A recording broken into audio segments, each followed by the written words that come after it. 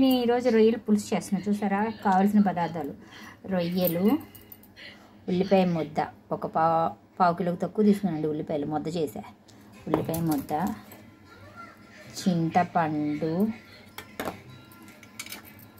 అల్లం చిన్నుల్లిపాయ పేస్ట్, పచ్చిమిరపకాయ, టమాటా.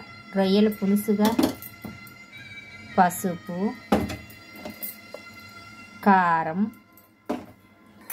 ఉప్పు.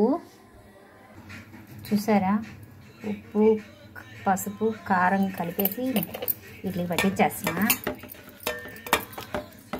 ఏమండో, నేను నూనె చెప్పలేదు అనుకోకండి, నూనె కూడా వేస్తాం కాస్త. దీంట్లో అల్లం వెల్లుల్లి పేస్ట్ కూడా వేసేసా, కలుపుతున్నా, బాగా పట్టిస్తా.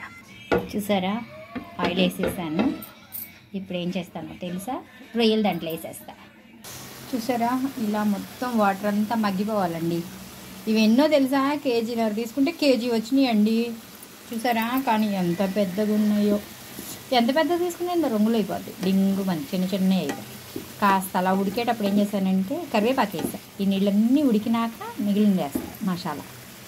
ఇలా బాగా ఆయిల్ పైకి వచ్చేదాకా ఉంచి తర్వాత మనము ఇందాక ఉల్లిపాయ ముద్ద,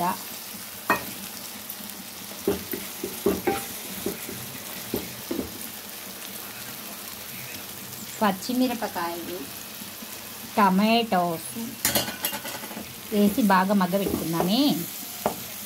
ఉల్లిపాయ ముద్దంతా వేగాక చక్కగా ఇలా వచ్చిందండి. ఇలా వచ్చినాక కొంచెం ఉప్పు కారం చూసుకోండి.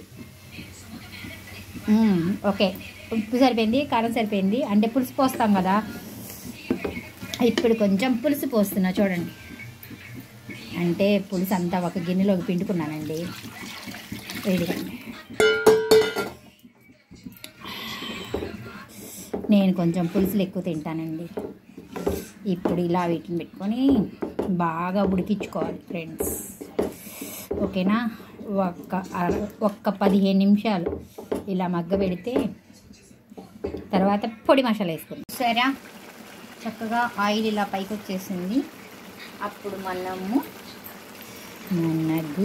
గుమ్మలాడే ఏం కూరండోయ్, రొయ్యల పులుసు రెడీ అయ్యండి. రెడీ అయిపోయింది రొయ్యల పులుసు. చక్కగా ఇదిగోండి, పులుసుగా రెడీ అయిపోయింది. ఇది తయారీ విధానం మీకు చూపిస్తాను, చూడండి. చూసి ఇలా ఒకసారి ట్రై చేయండి ఫ్రెండ్స్. ఓకేనా, బాయ్ ఫ్రెండ్స్.